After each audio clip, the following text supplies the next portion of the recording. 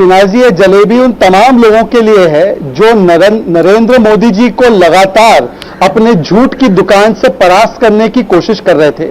आज तीसरी बार जब हरियाणा में हमारी सरकार बनी, एक ऐतिहासिक रिकॉर्ड है, तो ये दिखा दिया है कि performance and delivery and pro incumbency, this means Narendra Modi. Modi ji के आने के बाद 3 बार केंद्र में सरकार बनना, गुजरात में सरकार, मध्य प्रदेश में सरकार, उत्तर प्रदेश में सरकार, उत्तराखंड में सरकार, हरियाणा में सरकार। कांग्रेस की कोई सरकार 2014 के बाद 11 के बाद रिपीट नहीं हुई है।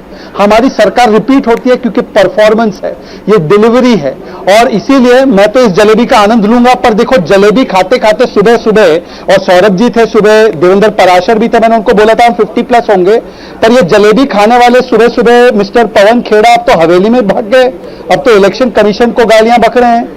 तो मुझे लगता है कि आज, और जम्मू कश्मीर की ओर भी अगर हम नजर डालेंगे, कांग्रेस पार्टी को मात्र 4 सीटें, ओनली 4 आउट ऑफ 35, उसका वोट शेयर क्रैश हो चुका है। जम्मू कश्मीर में कोई उनको लेने के लिए या उनका कोई बात सुनने के लिए तैयार नहीं। और वहीं भारतीय जनता पार्टी, जो 2008 में जम्मू कश्मीर में कहीं नहीं थी, आज 29 सीट्स के साथ एक स्ट्रांग परफॉर्मेंस, हम वहां पे सेकंड लार्जेस्ट पार्टी बन चुके हैं।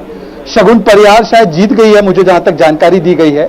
SC, ST, OBC की सारी सीटों पर हम आगे हैं। जाट जो सीटें हैं, जो ये लोग आकलन करते हैं इस प्रकार से, उसमें भी हम आगे हैं। तो ये कास्ट कॉन्फ्लैग्रेशन क्रिएट करना राहुल गांधी का फेल हुआ। LOP के रूप में राहुल फेल हुए, झूठ की दुकान फेल हुई। और क्योंकि हमारे साथ अर्जुन बैठे हैं, कुरुक्षेत्र की भूमि पर राम जी का अपमान करने वाले, राम जी के प्राण प्रतिष्ठा को अपमानित करने वाले राहुल गांधी को हरियाणा की जनता ने सबक सिखाया है। तो चलिए अर्जुन, क्या नैरेटिव जो है, जो राहुल गांधी ने सेट करने की कोशिश की थी, वो पुराना नैरेटिव जो सोच रहे थे कि लोकसभा चुनाव में चल गया, वही यहां पर रिपीट करेंगे, वो काम नहीं आया?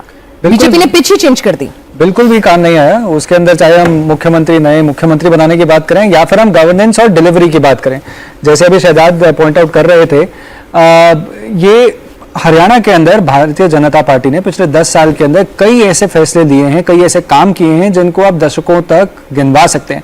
हरियाणा के अंदर, हरियाणा की राजनीति, हरियाणा की गवर्नेंस के अंदर आप कभी इमेजिन नहीं कर सकते मुख्यमंत्री OBC होगा।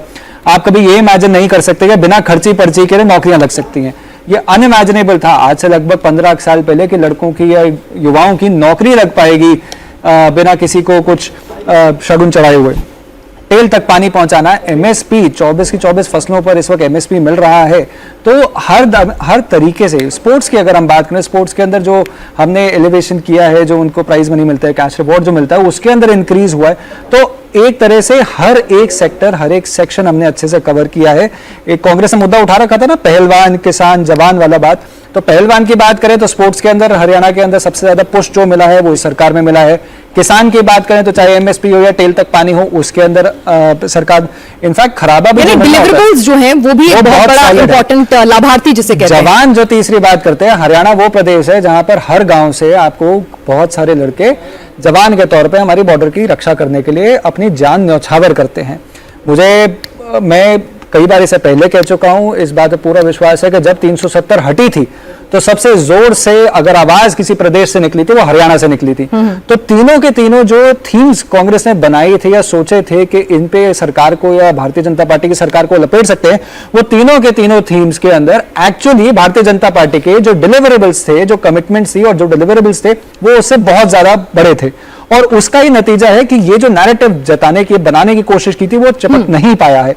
और उसका नतीजा हमारे सामने है कि भारतीय जनता पार्टी 50 सीट, ये 50 वाला जो मैंडेट है 2014 Modi tsunami, 2024 Modi tsunami continues, क्योंकि आप बिना किसी उस नैरेटिव के, बिना एक लार्जर नैरेटिव के अंदर, बिना इस ऑपरेशनल स्ट्रैटेजी के कि कैसे भारतीय जनता पार्टी ने कंसिस्टेंटली बूथ मैनेजमेंट से लेकर प्रवासियों की ड्यूटीज लगाना, इलेक्शन कैंपेन की स्ट्रैटेजीज बनाना, एड्स बनाना, ब्रांड कैंपेन्स बनाना, रैलीज करना, मेरे ख्याल से 150 रैलीज भारतीय जनता पार्टी ने की। ये ह्यूज नंबर है और इसी का नतीजा है। एक एक करके बात करेंगे वो कौन से फैक्टर्स रहे हैं, लेकिन अगर देखा जाए तो जब LOP बने राहुल गांधी और 2024 के जब लोकसभा के नतीजे आए, जब बीजेपी को पूर्ण बहुमत नहीं मिला, तो एक तरह से राहुल गांधी को एक जननायक के तौर पर, एक मोदी बनाम राहुल की जो जंग थी वो हमेशा चली तो आती थी, लेकिन कोई बहुत सीरियसली नहीं लेता था। लेकिन राहुल गांधी को एक अलग तरह से उनकी इमेज को प्रोजेक्ट किया जाने लगा। आमने सामने दोनों पहली बार आ रहे थे लोकसभा चुनावों के नतीजे के बाद। हरियाणा में दोनों के बीच एक तरह से सीधी लड़ाई मानी जा रही थी। चुनाव नतीजों से एक बार फिर कहीं ना कहीं साबित हो रहा है कि मोदी से जब सीधी लड़ाई होगी राहुल गांधी की, तो क्या वो कहीं टिकते हुए नजर नहीं आएंगे।